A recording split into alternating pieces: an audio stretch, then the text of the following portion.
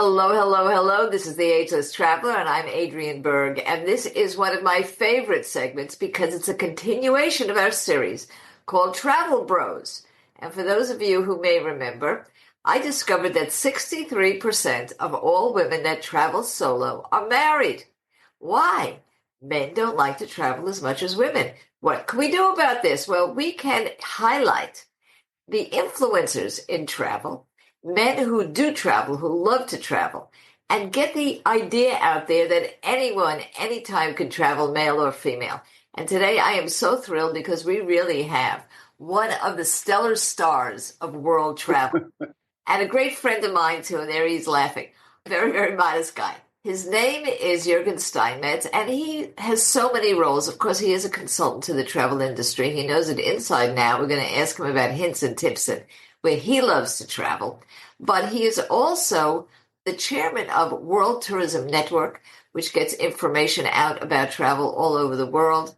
And he's also the CEO of Travel News Group, Airline News, African News, so much. He's a colleague and co-founder with me, Ageless Tourism, so that people age 60 plus can never stop traveling. So thank you so much for being with us today, Juergen. Oh, thank you. This was wonderful. Make sure you record this. Yeah, I did. I pressed that. This is the problem. There's so much to talk about with you, but what I really want to start with is your work, World Tourism, eTurbo News, on and on. Tell us how you got involved with that in the first place. Well, eTurbo News, my publication. World Tourism Network is an organization. It's not a publication. But eTurbo News started back in 1999 when my company, what was a PR and marketing company, represented Indonesia in the United States as a tourism board. At the time, challenges with U.S. travel warnings against Indonesia. We were trying to find a way how to educate the U.S. travel and tourism industry to get informed about the geographics. So what we did, we started an online publication when there were no online publications. We started actually with a Yahoo discussion group, and we called it eTurbo and later on eTurbo News because we had a sponsor. It was a company from Singapore, what was the first Expedia-type company. They built free websites for Indonesia and other businesses in travel in ASEAN. And then they collected a commission when people actually made reservation online. So it was before Google, before WordPress and all these other guys when we started. So we kind of set the tone, not only for travel and tourism, but for online publications. I remember the discussions we had with regular media, with our friends at CNN. We had a partnership with CNN for a while about the importance or non-importance or trustworthiness of online media. So that's really how we get started. So you went from marketing to journalism in one swoop. And it became the most important way to get information out to the public.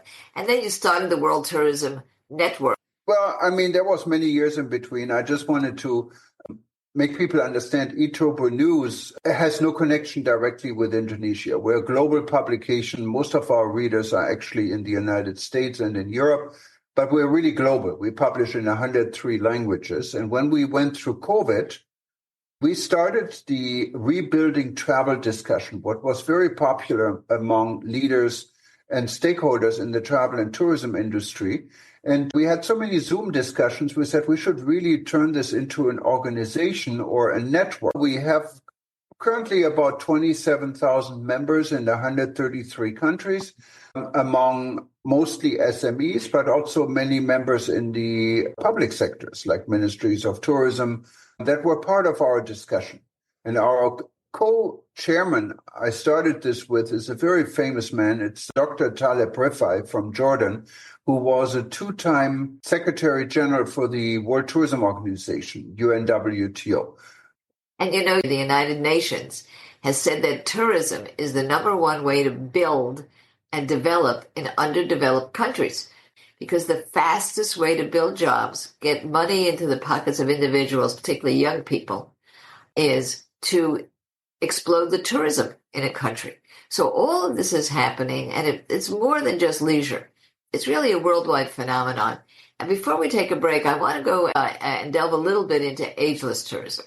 So what you're telling us is that you're an influencer. You've got the ear of thousands of people in the tourism industry. What attracted you to the idea that you would like there to be more age friendliness? We met and you kind of said, gee, this is an important thing. Where do you see the tourism industry benefiting from knowing more about the older traveler and better attracting them and catering to them? Well, what really attracted me, you joined World Tourism Network as a member.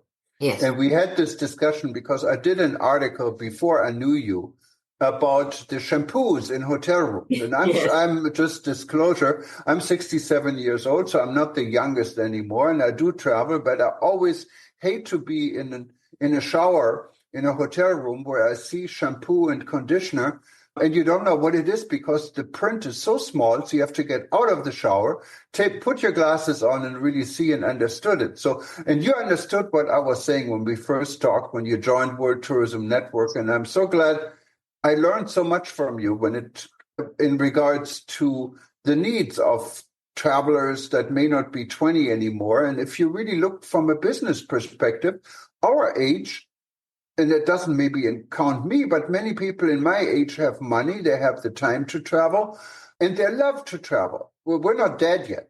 Right. So we just have maybe different needs, like someone 20 years old has different needs, someone 40 years old has different needs, but we're very potential in the travel and tourism industry.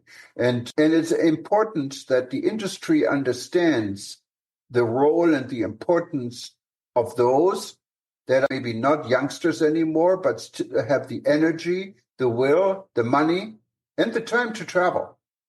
Well, that's so well said. And I'm going to take a little bit of a break and I'm going to tell everybody out there, most of the people listening will be consumers, what they can do to really support ageless tourism. Because if they're interested in it, then the industry is going to be interested in it.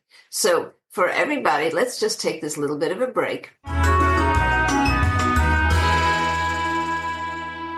Ageless Tourism is a website. You can read all about it. It's very simple, agelesstourism.com.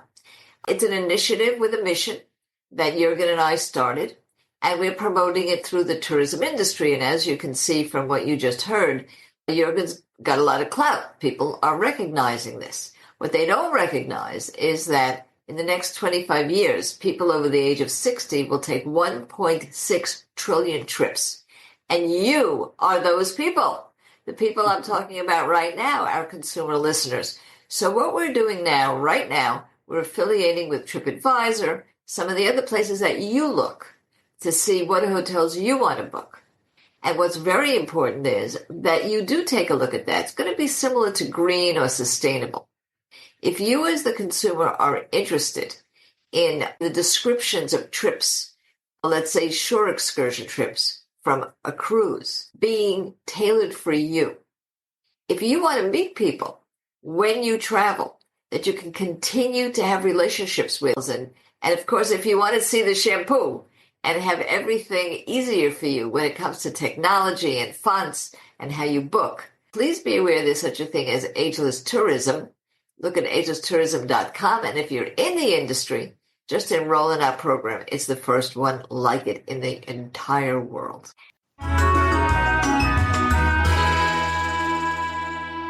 And now we're coming back to you, Juergen, because you're a travel bro. Now, I asked you the other day what conferences you're going to. And you answered me, but what you said was, well, first I'm going to Germany, then I'm not going to come back. I'm going to stay in Europe for a week. I'll go to Spain. I'm going to go over here. Every minute when I try to work with you, I'm calling you in a different time zone. So you really are one of these veteran travelers. So for your own personal travel, do you have any places you love or any place you haven't gone yet? Well, I have to say my personal taste may be in a shifting situation. I lived in Hawaii for 36 years, and I lived in a resort-type setting most of my life. I love Hawaii. It's beautiful, but it's also expensive, and there was time for a change, so I moved to Dallas, Texas. So if you would have asked me in Hawaii, I said, would you ever go on a beach vacation? I said, no, absolutely not. I'm going to go to the big cities, to Los Angeles, to New York or London or Paris or Frankfurt or Berlin. Now it's shifting. I mean, looking outside, having 20-degree weather and snow, I said, wow, wouldn't it be great to be on the beach? So I think sometimes it changes from what your surroundings are where you want to go. I still like sophisticated destinations and cities, maybe because I lived so long in a non-sophisticated world. But also, I'm actually going on a private vacation after I will visit the FITUR conference in Madrid. I'm going to Bilbao, and I'm really looking forward going to northern Spain. I've never been there. I read up a lot about it, and I heard how wonderful the beaches and the food is and everything else. So I'm really looking forward to this. And maybe if you ask me again after this, maybe that becomes a favorite. But I also like destinations such as, I was fascinated with Egypt. I was fascinated even with destinations like Dubai, how sophisticated they are. Yes. I love to go to Nepal, completely different mindset. I've spent several weeks in Rajasthan in India. I had an office in Thailand before. I love Thailand. And there's so many destinations in the world someone can travel. I spent a lot of time when I was younger in Peru, in Brazil. The world is wonderful, and there's so many places to go. And to say what's your favorite place, it really, for me, it changed. When I was very young, I loved the Maldives. I was one of the first travelers going to the Maldives. Would I go necessarily on a beach vacation to Maldives today? Maybe not. It's shifting. Shifts. So Bilbao is one of my favorite cities, and that's because I love art. I'm a culture vulture, and they've got the fabulous other Guggenheim Museum there. So I heard about it. Definitely. Don't just go to the beach. You've got to go to the Guggenheim Museum.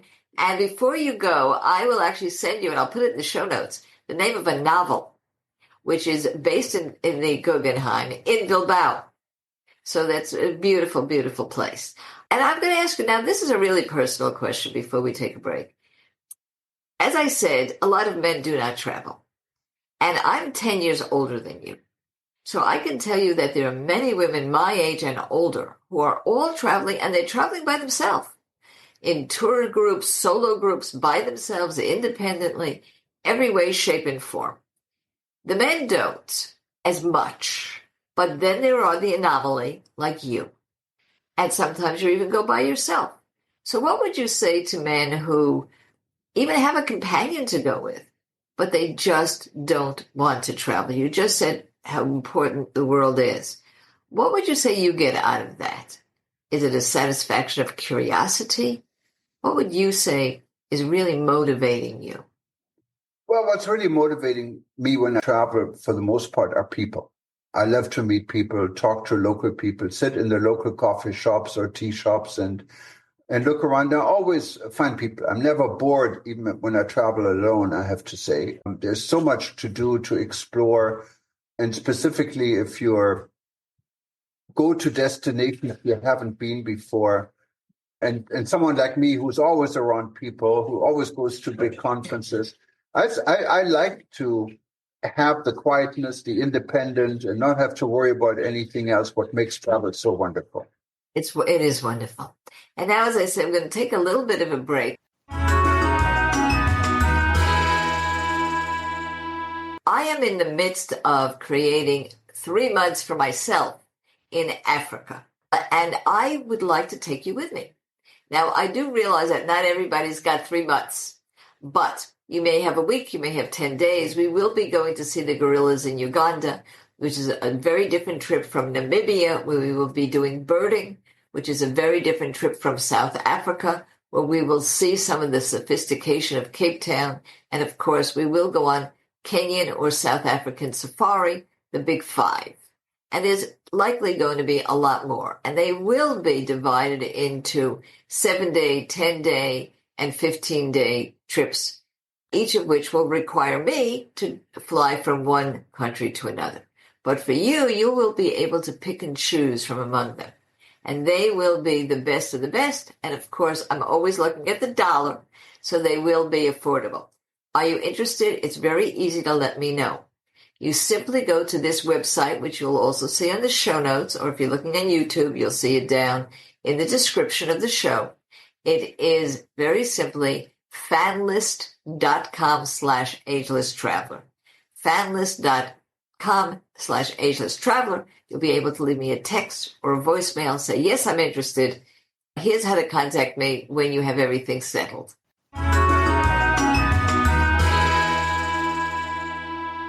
And now we're going to come back to this fascinating talk with really one of the leaders in tourism in the world, Juergen Steinmetz. And he is not only the chairman of the World Tourism Network, which you've heard got started because of COVID and because of the need for people in the industry to get together, but he's the CEO of Travel News Group. Now, one of those things I think that you publish, Juergen, has to do with Africa. You certainly know an awful lot about it. Well, I did a lot more for Africa with Africa. In the past, we had a lot of clients in Africa under eTurbo News. And in 2017, I actually was the founding chairman, and it was our idea here. And we started the African Tourism Marketing Corporation in Africa, based in Hawaii, with the purpose of marketing Africa in North America. And then this changed. And I mentioned Taleb Rifai before, said, well, we need an African tourism board. Why don't we do an African tourism board? And I told him, I never lived in Africa. I've traveled there before. I'm not African. Oh, I help you. And he did. So in 2018 at the World Traveler Market in Cape Town, South Africa, we started the African Tourism Board. What has really gone big, I founded it. I put the current chairman and appointed him. We appointed the CEO in the organization. But I'm proud of what African Tourism Board has been doing. They now have ambassadors in many African countries, have been essential in building tourism awareness and projects, joined the African Union as a member. And we still have Cuthbert, the same chairman I appointed at the time. So I'm quite proud of this organization, I have to say. And that, of course, gives a lot of insight in Africa most people outside Africa probably wouldn't have. And it's a wonderful destination. The gorillas, you mentioned this, and there's so much diversity with over 50 countries and so many different tribes and people. Africa is a wonderful, diversified continent with so many different destinations and so many different things to do and different people. Quite fascinating.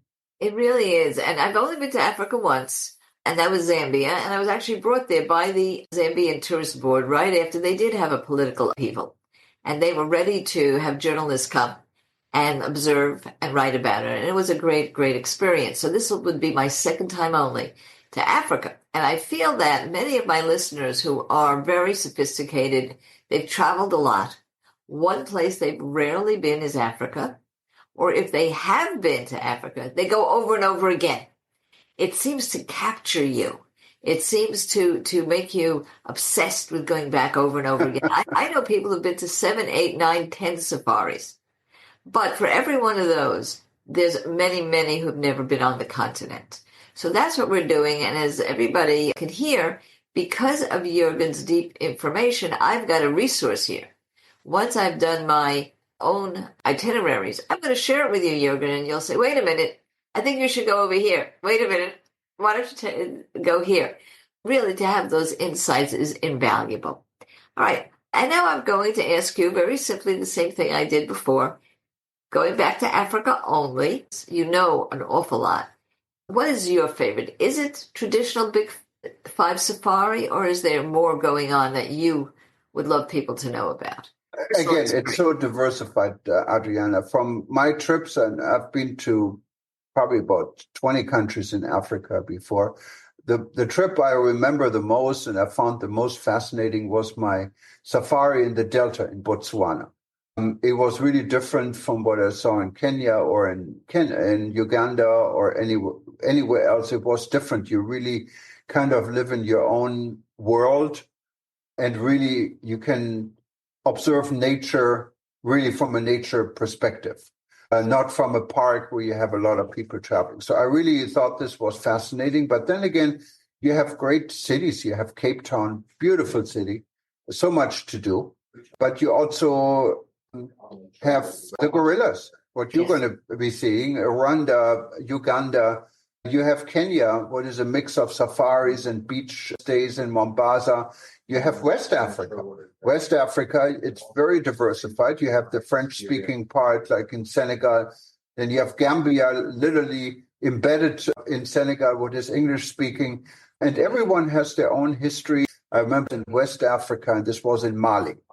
I went to Bamako. I went to Timbuktu. Almost got kidnapped. I went on a plane by Russian pilots. We had to make them drunk the night before, so they delayed the plane so we could see a little bit. Full of adventures. I went to Mopti, got on a local bus, and we went all the way back to Bamako through some wonderful sceneries, talked to a lot of local people. And this was a fascinating trip. You couldn't do the same trip today. So I don't want anyone to think going to Timbuktu today. It's simply not safe. Unfortunately, there is a lot of issues with terrorism. And please don't go there today. But wait till all these things are clear up. And then Timbuktu, it's a wonderful, wonderful place to see. In fact, there's an organization called Timbuktu. And we do know that Timbuktu is closed to most of the public. And so we have to be very careful with that. Now we're going to take our third and our last break, and then we're going to come back and talk just about that in terms of the future of tourism as Juergen sees it.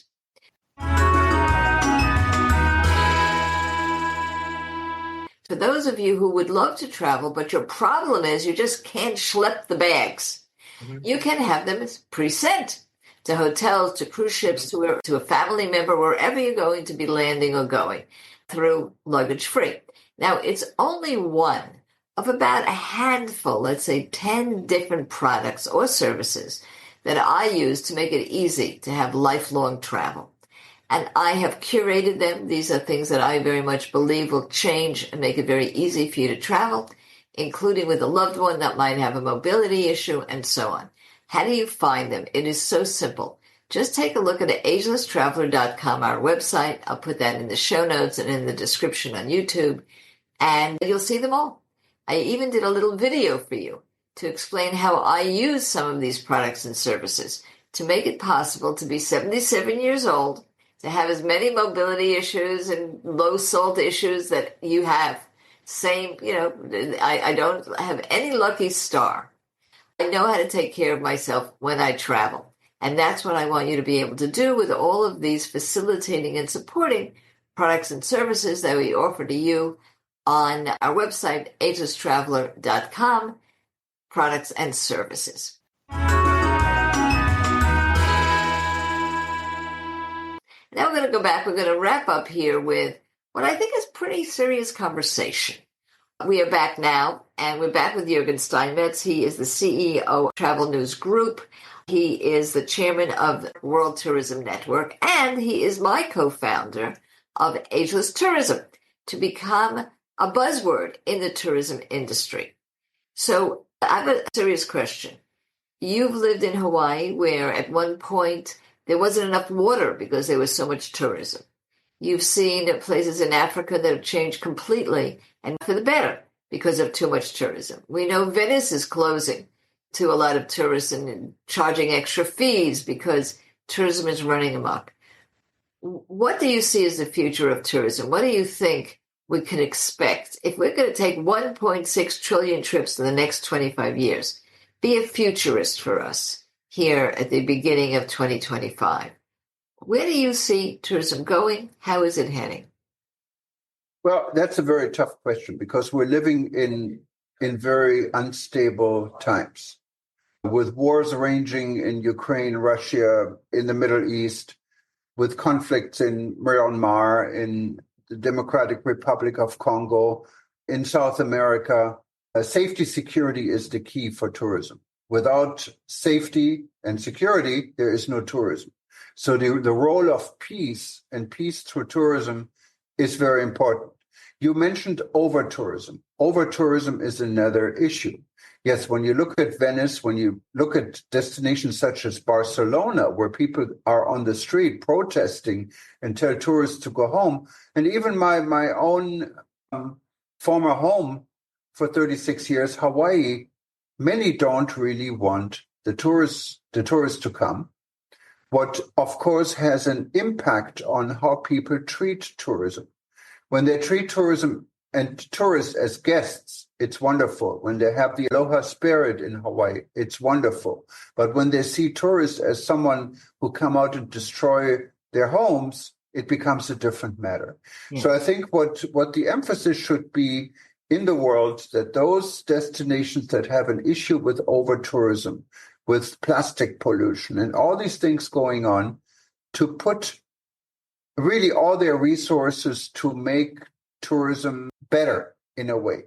And I know people don't want to pay high fees, but when you look at Uganda, I don't know how much you're paying to see the gorillas. The gorillas. It's about $1,500. Exactly. Yeah. And I don't say in Hawaii you should pay $1,500 to go to some of the more preferred beaches, but I think money is something what talks in any way, in any shape. So I'm not really against paying or for tourists to pay fees, even if locals don't have to pay the fees. In Hawaii, we have this for many years. We have what it's called kama'aina rates. These are rates, anything in grocery stores, in hotels, at airlines even, where local people pay a lot less than tourists. And it should be like this, because when you look at problems that come with over-tourism, like houses crisis, for instance, in Hawaii, in California, you have rents, they're astronomically, local people cannot afford. So that brings homeless issues. In Hawaii, it's the largest homeless percentage of any state. That's all a product of tourism and over-tourism. Yes, Juergen, I know how hard you work to make the tourism industry accountable to all of us as travelers. But, it can be the other way around as well. We ought to be accountable as tourists to not throw plastic around, to respect the environment. And maybe if we make it cheaper and easier for locals to live there, we will not be restricted. We won't have to pay those fees, because here's my concern. As those fees proliferate, only folks with more money will be able to travel. And I want to democratize travel. I think it's important for lifelong learning, for lifelong health, and lifelong curiosity. So let's get together. And if you do see somebody doing something that makes them one of these ugly tourists, say something if you can. Not an easy thing to do, but perhaps it is our responsibility. And for those of you who love podcasts and have been enjoying this, please tune in to Women Over 70 with my colleagues Catherine and Gail. We will be presenting you many collaborators, terrific podcasts for people over 60, beyond, and as a prequel. So, you know what I'm going to say? Never stop traveling.